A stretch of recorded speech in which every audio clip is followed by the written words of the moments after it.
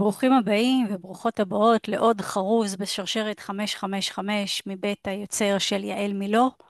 היום אנחנו בשרשרת 555 סרנדיפיטי, שבה מספרים על אירוע מקרי בחיים שהפך לבעל השפעה עלייך ועל אנשים רבים. בקיצור, סרנדיפיטי. ועם המתכון לסרנדיפיטי מבית היוצר של דוקטור תמרה טילמן, המעבדה לפוטנציאל האנושי שממוקמת בבוסטון, ואקסלרטור ההליכה שמלמד איך להשתמש בפוטנציאל האנושי. יש לי העונג להכיר לכם היום את ענת אשד גלזר, שהיא אשת גם וגם כמוני. גם רואת חשבון, גם סטארט-אפיסטית, גם יועצת עסקית, וגם במקריות, או שלא, בעקבות טיול להודו, עשתה שינוי משמעותי בחיים. שלום ענת, בואי, שלום, אני שמחה להיות פה. בואי תציגי את עצמך. אז כמו שאמרת, אני רואת חשבון ויועצת עסקית, ועשיתי בחיים שלי שני שינויים מאוד משמעותיים. התחלתי את דרכי כרואת חשבון במס הכנסה, הייתי הרבה מאוד שנים בתעשייה, הייתי סמנכ"לית כספים ומנכ"לית בחברות בינלאומיות, בסטארט-אפים וכולי. ומתישהו ככה לפני 13 שנה עשיתי שינוי משמעותי והפכתי להיות עצמאית, הפכתי להיות רואת חשבון ויועצת עסקית. ולפני 8 שנים כמעט עשיתי עוד שינוי שהכנסתי את עולם התודעה לחיי, ונכנסתי מאוד עמוק לעולם הסטארט-אפים, המיזמים, כל מה שקשור במדען הראשי, הרשות לחדשנות, הקמת חברות חדשות, סטארט-אפים טכנולוגיים, הרבה מאוד בתחום המדיקל דיווייס, שזה תחום מאוד קרוב לליבי. ואני שמה יכולה להעיד על עצמי שאני עושה חיל, תומכת בחברות, יש לי גם סטארט-אפ משלי שאני מהמקימים שלו והמייסדים שלו, שקיים אוטוטו 5 שנים, ויש פה כבר ניסוי קליני ומוצר ופטנטים וייצור ומשקיעים ואישור של המדען הראשי, הרשות לחדשנות, כך שאני בהחלט מרגישה שאני משכפלת את הניסיון האישי שלי ועוזרת לאנשים, ופיתחתי שיטה איך לעזור למיזמים כאלה וליזמים כאלה ויזמיות לממש את החלום שלהם ולהקים את הסטארט-אפ האישי שלהם בצורה שפוטנציאל ההצלחה הוא הרבה יותר גדול מלכתחילה. אז אני מאוד שמחה להיות פה, להציג את השיטה שלי ולדבר עליה. אז בתור אשת גם וגם, זה לפעמים מתיש כל העולמות הללו. איך הם מתחברים אצלך? אז אני פחות משתמשת במילה מתיש, אני יותר, זה אצלי כזה מלא אדרנלין ומלא אקשן. אז אין ספק שזה לפעמים overwhelming וזה עמוס, והיום שלי, אני מניחה שאם היה דבר כזה של למדוד רמת אדרנלין בצורה רציפה, אז כנראה הייתם רואים אותי איפשהו בגבהים הגבוהים מרבית הזמן, כי אני כל הזמן ככה באקשן, כל הזמן בעשייה, כל הזמן בשיחות עם לקוחות, בדוחות, ברישום, בקיצור, הרבה מאוד דברים ביחד. והדברים שהכי הכי מרגשים אותי והכי מכניסים פאשן לחיי זה באמת הקמה של דברים חדשים ביצירה של יש מאין, ולקחת איזשהו רעיון ולהפוך אותו למוצר, שזה גם מה שעשינו בטריו בחברה שאני הקמתי יחד עם עוד 2 שותפים, ואני חושבת זה הדבר הכיף בחיים. אז יש לי את המשרד רואת חשבון שלי וייעוץ עסקית, שיש לי בו 10 עובדות שאנחנו ביחד נותנות שירות ללקוחות עצמאיים, עוסקים פטורים, עוסקים מורשים, חברות קטנות, סטארט-אפים, שזה הברד אנד באטר שלי גם ברמה של הפעילות וגם ברמה של הפרנסה. ויש את הייעוץ העסקי והסטארט-אפים שזה ככה ה-next level. אז הגם וגם וגם אצלי הוא גם מתארגן מבחינת הלו"ז היומי לכל מיני סוגי פעילויות, כל מיני סוגי לקוחות וכל מיני סוגי רעיונות. את אמרת שיש לך שיטה, שבעצם את יישמת אותה גם על עצמך, וגם את בעצם דרכה עובדת עם יזמים. אז אני אשמח אם תוכלי לשתף אותנו מה בשיטה הזאת שלך, ואיזה תוצאות היא מביאה. אז לשמחתי היא מביאה תוצאות מאוד יפות, ויש כבר כמה מיזמים שקמו וקמו מאוד, בצורה מאוד יפה. אני חסידת התשתיות. אני חושבת שברגע שאנחנו מקימים בעסק תשתית, שתשתית זה כל מיני, מגיעה מכל מיני תחומים, כן? זה גם תשתית עסקית וגם תשתית חשבונאית, ניסויית, טכנולוגית. תשתית של אנשים, כי בסוף הכל מהמם. מושתת על אנשים, תשתית של אנרגיה, שאני מקווה שעוד מעט נדבר על זה. אז אני בהחלט מאמינה בזה.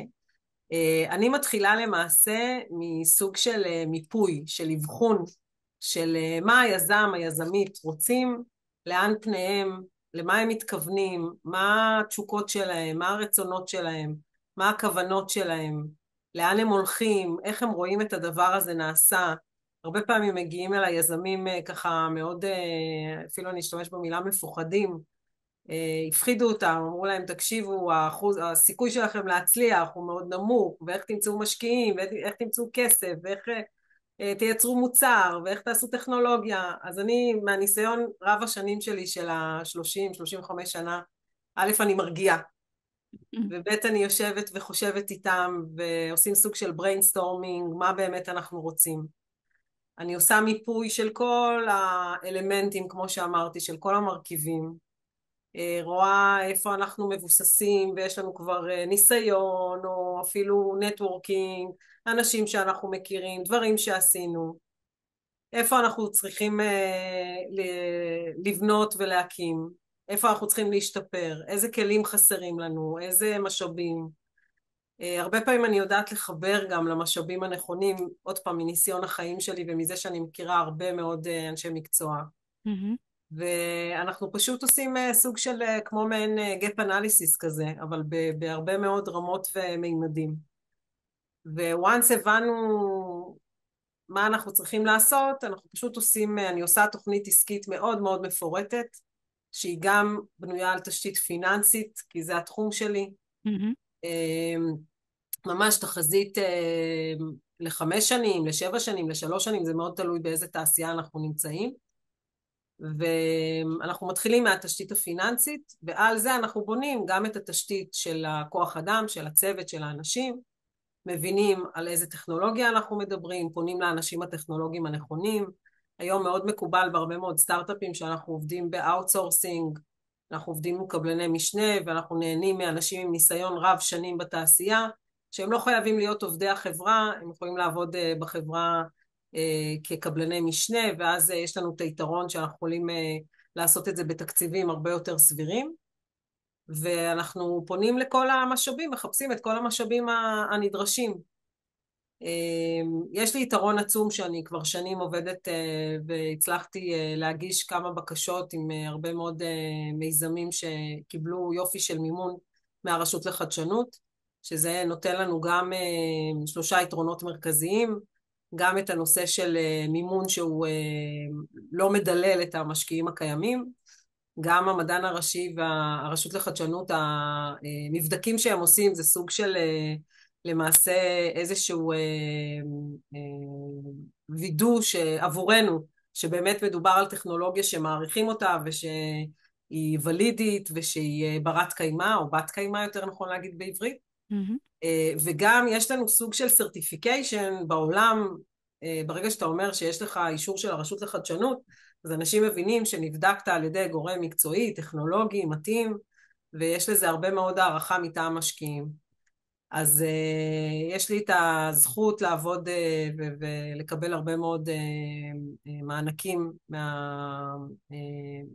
מהמשרד הזה, וגם בזה זה הרבה פעמים סוג של מנבא הצלחה מאוד יפה לחברות, או הפוך, כבר קרה לי שלא קיבלנו אישור מהמדען הראשי, ואז הבנו שזה באמת מנבא ההצלחה הוא כזה שהסיכוי להצלחה הוא נמוך, ולכן הם לא אישרו, ולכן גם כנראה המיזם לא צריך לצאת לדרך, לצערנו, אבל עדיף לגלות את זה בשלב מאוד מוקדם, מאשר בשלב שכבר השקענו הרבה מאוד כסף.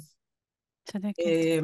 אז ברגע שעשינו את התוכניות, שזה תוכנית פיננסית ותוכנית עסקית, אנחנו יכולים לצאת לדרך, לחפש את הצוות המתאים, לחפש את המשאבים המתאימים, לפנות למשקיעים, לפנות לבנקים, ולעשות את כל מה שצריך, כדי שבאמת ההתחלה תהיה מאוד מאוד בעלת סיכוי רב וגבוה יותר להצלחה. מהמם. עכשיו, בגלל שאנחנו יודעים היום מאוד טוב שמשקיעים בסוף הם משקיעים בצוות, הם משקיעים ברעיון, הם לא משקיעים בטכנולוגיה והם לא משקיעים במוצר. אז מאוד מאוד חשוב שההרכב האנושי יהיה נכון ומתאים ואיתן, אני לא מעט פעמים נפגשת גם עם חבר'ה צעירים שרוצים לצאת לדרך, וזה מצוין. הרבה פעמים קשה להם או מאתגר להם בנושא של ההשקעות, כי לא מחפשים תמיד את היזם שכבר עשה וכבר הוא אחרי האקזיט הראשון, ואתם יודעות, זה עניין של ביצה ותרנגולת, קצת קשה למצוא את זה תמיד. אז אני יודעת נכון. לחבר הרבה פעמים לאנשים שכבר עשו את זה, עוד פעם, גם כיועצים וגם כקבלני משנה, ואז אנחנו מקבלים פה סוג של ווין ווין, כי חבר'ה הצעירים יכולים לצאת לדרך, אבל מצד שני גם המשקיעים מעריכים שיש להם את הצוות הנכון כדי שיעבוד איתם. ומאוד יפה לראות שהדברים האלה ככה רוקמים עור וגידים והם עובדים. מהמם. אז זהו, אז ככה אנחנו עוברים תחום תחום, ופשוט מייצרים את התהליך הנכון עבור אותו תחום. את יכולה לתת לנו דוגמה של איך אפשר לנצל טוב יותר משאבים שיש ברשות יזם מתחיל או אדם בעל רעיון כלשהו?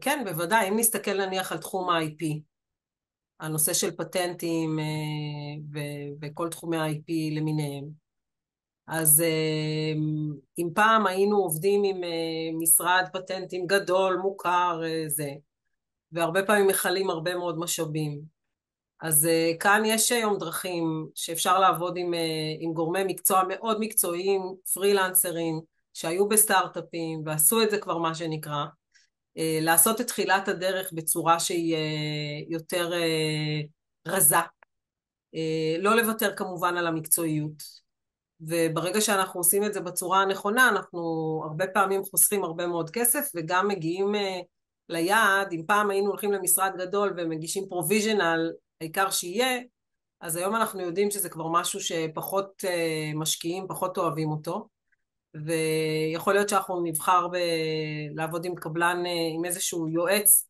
שהוא לא ממשרד גדול, אבל הוא מאוד מוכר, ולהגיש פאסט פאס, איזשהו דרך לפטנט אמיתי ולא פרוביז'נל, בשלב יחסית מוקדם.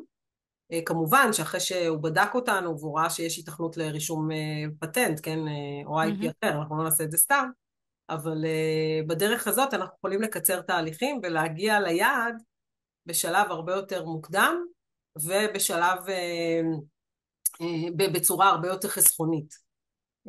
דוגמה אחרת זה לדוגמה הנושא של, יש היום את התחום הזה שנקרא Development to Production, שאנחנו לא מייצרים אב טיפוס לשם האב טיפוס.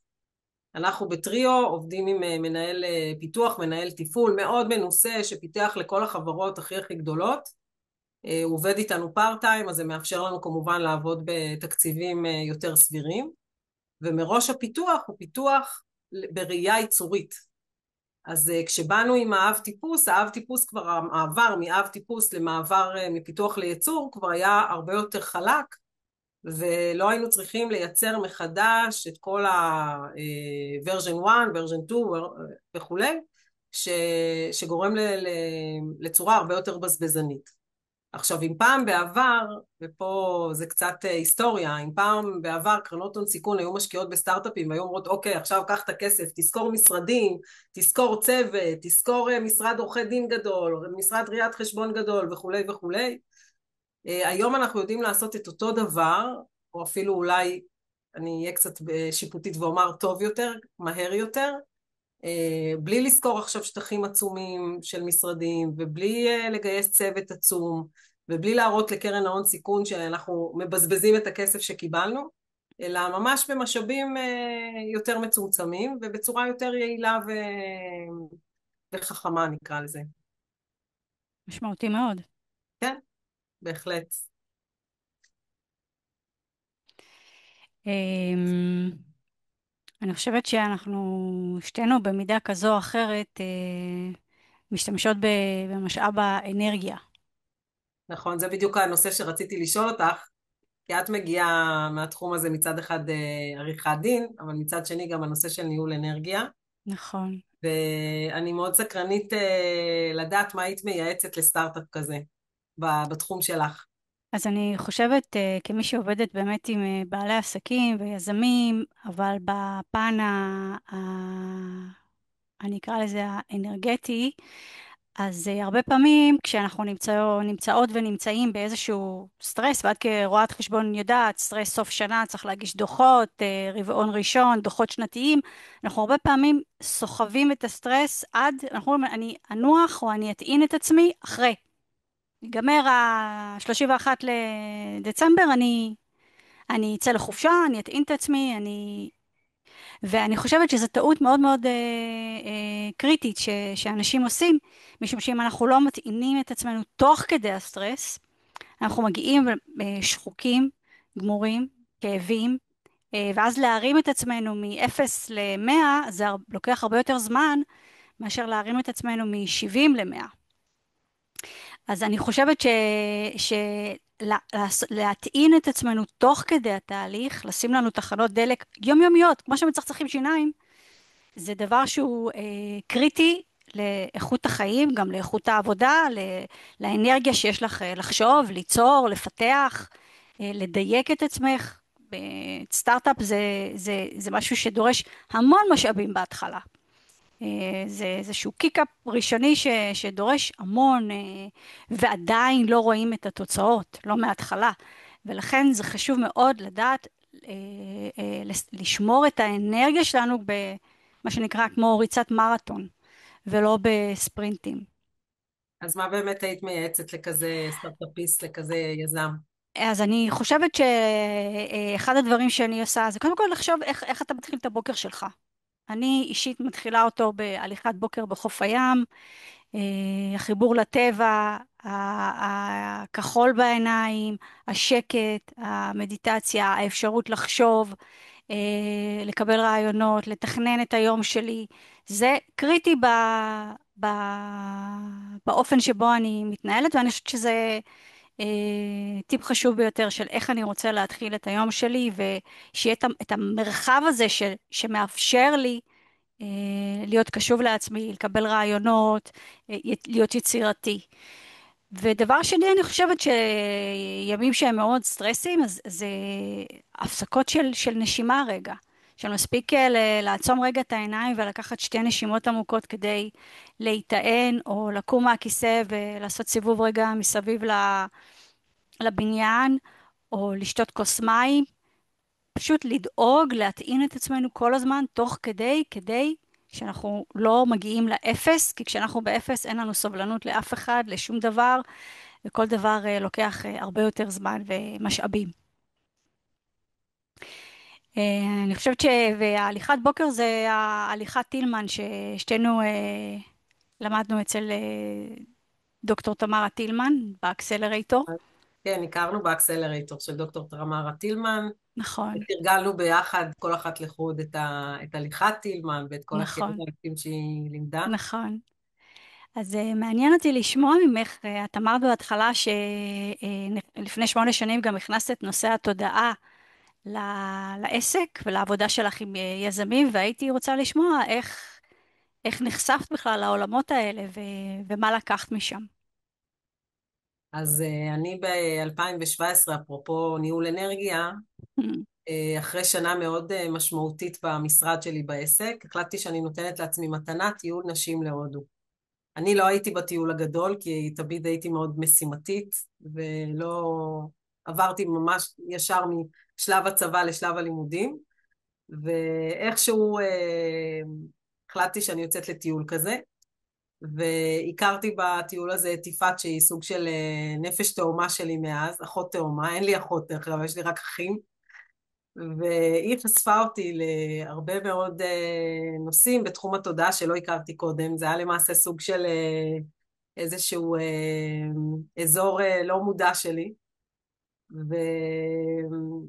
והכרתי דרכה גם מנטורים, שעשיתי כל מיני קורסים ומדיטציות ותקשורים וכל מיני כלים, למדתי הרבה מאוד כלים שעוזרים לי להתנהל. בהמשך, בשנתיים האחרונות, החלטתי שאני רוצה ממש להתמסד, אז גם למדתי לימודי NLP, ואני מאסטר ב-NLP, מהמם. שלמעשה זה שילוב של כל מיני טכניקות מעולמות הפסיכולוגיה והסוציולוגיה, שהטמיעו אותם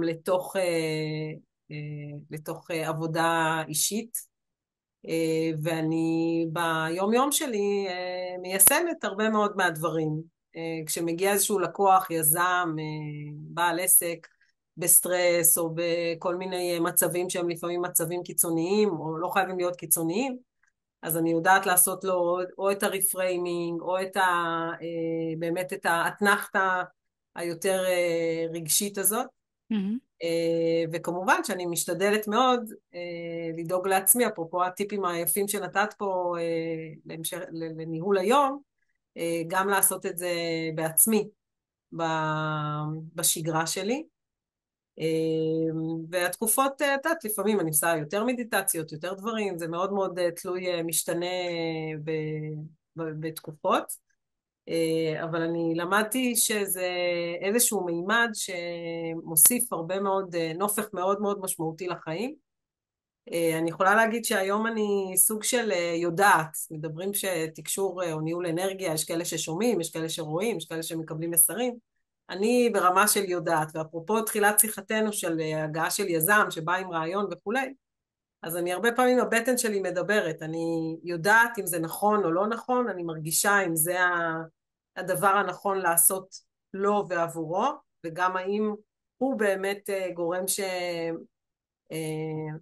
שהוא אומר זה באמת מה שהוא מתכוון, ולמדתי במרוצת השנים להשתמש מאוד בתחושות האלה, ולדעת אם זה, יש כאלה שיקראו לזה אינטואיציה, יש כאלה שיקראו לזה תקשור, יש כאלה שיקראו לזה בכל מיני שמות, אבל אני פשוט, זה עוד כלי לחיים, זה עוד אחד מהכלים בארגז הכלים שלי.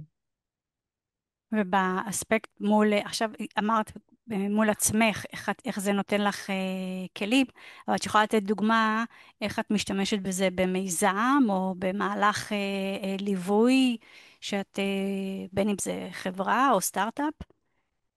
כן, את בוודאי. גם נעזרת בזה באופן הזה? כן, אני נעזרת בזה בכל מיני תחומים. אני יכולה להגיד שבנושא של בעלי עסקים ויזמים, יש ב-NLP את הנושא הזה של אמונות מגבילות, שכולנו יודעים היום שאנחנו מתנהלים הרבה מהלא מודע שלנו, מהמם. ומדברים שבמהלך השנים קלטנו ונאמר לנו ונסרטנו, ומכל מיני סיטואציות.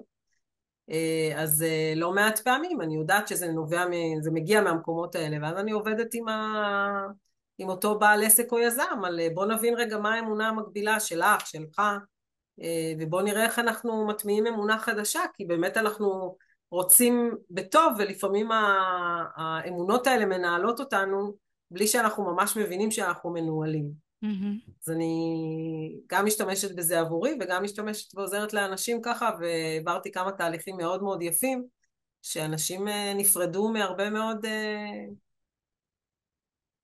הרבה מאוד דברים שעיכבו אותם. זה וואו גדול. כן. בכל זאת אנחנו פה בשרשרת סרנדיפיטי, אז אני אשמח אם את יכולה לשתף אותנו באיפה המקריות פגשה אותך בחיים ואיזה סרנדיפיטי יצא מזה. כן, בשמחה. האמת היא שהיה לי דיון, כשהתראיינתי אצל תמרה בפודקאסט שלה, יקום מקביל, מה זה בדיוק סרנדיפיטי, כי אנחנו קצת רואות את זה בצורה שונה, מהמם. אבל כי בעיניי זה לא ממש מקריות. יכולים, ואת בטח יודעת שאנחנו יכולים לנהל כן, את המקריות הזאת, נכון. ולזמן אותה או להביא אותה או וכולי, אבל אני אספר שני דברים שגם קשורים אחד בשני, שקשורים גם בטריו, שזה המיזם שלי, שזו חברה שפיתחנו ביחד מכשיר לריפוי פצעים, קשיי ריפוי, זה אנשים בעיקר עם בעיות כלי דם וסכרת שמפתחים לא עלינו פצעים, ולא עלינו מגיעים גם לקטיעות, ואז הופכים להיות נכים 100%. אז אנחנו אחרי ניסוי קליני, והוכחנו יכולת מאוד מאוד יפה ברמת דיוק מאוד גבוהה, שאנחנו יודעים לרפא פצעים, ובמכשיר דרך אגב, ולא בתרופות ובחבישות, שזה דברים שהם עוזרים בדרך כלל בצורה שטחית ולא בצורה מעמיקה. אז אני אספר שני מקרי סרנדיפיטי שקשורים אחד בשני ושהם קשורים בטריו, שהממציא והיזם הראשוני של טריו, הוא כפיר, הוא בן דוד שלי, שאני עזרתי לו לקבל אישור קרן תנופה מהמדען הראשי, אז זה מהמם. ברשות החדשנות היום, ושאלתי אותו, נו, מה קורה, איך מתקדמים, אחרי כמה שנים שהייתי ועזרתי לו ככה מרחוק. ואז הוא אמר לי, תקשיבי, אני לא כל כך בעניין של אקסקיושן, אם יש מישהו שירצה לקחת את זה, הוא ייקח, אני כרגע זה במגירה ואני לא מקדם את המיזם. ואנחנו עוסקים בתחום של ריפוי, בין היתר חיטוי באוזון. ואחד הלקוחות שלי, שפה מנכ"ל בכיר באחת החברות, כשהוא הגיע סיפרתי לו על הנושא הזה, על השימוש באוזון ועל החיטוי באוזון ועל הבעייתיות של אוזון וכולי. ואז הוא אמר לי, את יודעת, זה כבר פעם שלישית השבוע שאני שומע על אוזון, אני רוצה ללמוד על זה. ואז חיברתי אותו לכפיר, לממציא, ואמרתי לו, בוא תקבל מאמרים וסרטים והסברים ומה עושים עם זה ומה משתמשים באוזון בתחום הרפואה ואיפה זה בעייתי ואיפה זה תורם וכולי. והוא מאוד מאוד התלהב, לימים הוא הפך להיות מנכ"ל החברה והשותף שלי. וזה סרנדיפיטי אחד שקרה, שלמעשה הוא התחיל להתעניין באוזון והפך להיות השותף. והדבר הנוסף שקשור בזה, זה שכפיר היזם, ושהוא גם קרוב המשפחה שלי, כשאני חיברתי ביניהם, את יודעת, הם ככה פעלו ביחד ודיברו, ואז הם גילו שהם למעשה, רונן, השותף, היה המפקד של כפיר בצבא. עכשיו, כפיר לימים חזר בתשובה, והוא נראה שונה לחלוטין ממה שהוא היה בגיל 18-20, אז בפעם הראשונה הוא לא זיהה אותו, אבל הכל היה מוכר. ופתאום הם הפכו ממפקד ופקוד לחברי צוות, וביחד אנחנו רצים כבר 5 שנים, ומה שנקרא the rest is history, כי באמת אנחנו מאוד מאוד מצליחים, גייסנו מאז קבוצת משקיעים מאוד מאוד תומכת בחברה, מאוד מאמינה בחברה, וכמו שאמרתי, קיבלנו 3 פעמים אישורים של המדען הראשי, הרשות לחדשנות, לפרויקטים של פיתוח, ואנחנו לקראת הפרויקט הרביעי, ויש מוצר, ויש כבר תבניות בייצור להכנת המכשיר, ויש כבר ניסוי קליני שמסתיים בימים אלה, ויתחיל חדש בהדסה עין כרם ובהלל יפה בחדרה, ושרק וואו, נצליח. מרשים מאוד. קודם כל, בהצלחה. כן, תודה רבה. את גם עוזרת לסטארט-אפים לגייס כספים? כן, אני מחברת למשקיעים, אני גם מחברת לבנקים, ואני בעיקר דואגת שיהיה להם את התוכנית הפיננסית הנכונה, כדי שמשקיעים ירצו להשקיע, כי בדברים האלה צריך לפעמים, הרבה פעמים צריך להיות ככה יותר גלוי ויותר חשוף, ולעשות מקרים ותגובות, ולמצוא את כל הסיטואציות שאנחנו יכולים לחזות, כדי שבאמת התוכנית תהיה ולידית, והיא תהיה משהו שיסתכלו עליה ויגידו, וואלה, זה מחזיק מים. אז זה בעיקר זה בעיקר נסמך על נתונים במקרה הזה, ופה אני עושה עבודת עומק מאוד מאוד רצינית, כדי באמת להגיע למרב הנתונים, כדי שזה יהיה משהו שנוכל לבנות עליו. מדהים. אז תמרה, שכאמור הכרנו אצלה באקסלרייטור, תמיד אומרת שלא רק שאין מקריות, אלא שעם המקריות, אם עובדים עליה, אז היא בונה סרנדיפיטי ותוצאה משמעותית למספר גדול של אנשים, כמו למשל, כמו הדוגמה שנתת עכשיו עם הסטארט-אפ שלכם. כן, אז והלוואי שהוא יגיע למלא מלא אנשים. יש מיליוני חולים בעולם שיכולים נכון, לרפא בעזרת המכשיר שלנו. נכון. אז שיהיה לכם בהצלחה רבה, תודה רבה. ותודה רבה שבאת להתראיין כאן. מאוד מאוד שמחתי להתראיין, ואני חושבת שהמיזם הזה מקסים, זה שככה השרשרת מסכימה איתך. הזאת מסכימה איתך. של הנשים העוצמתיות שנפגשות ומתראיינות ומראיינות, אז אני רק מצפה עכשיו לראיון שאני אראיין.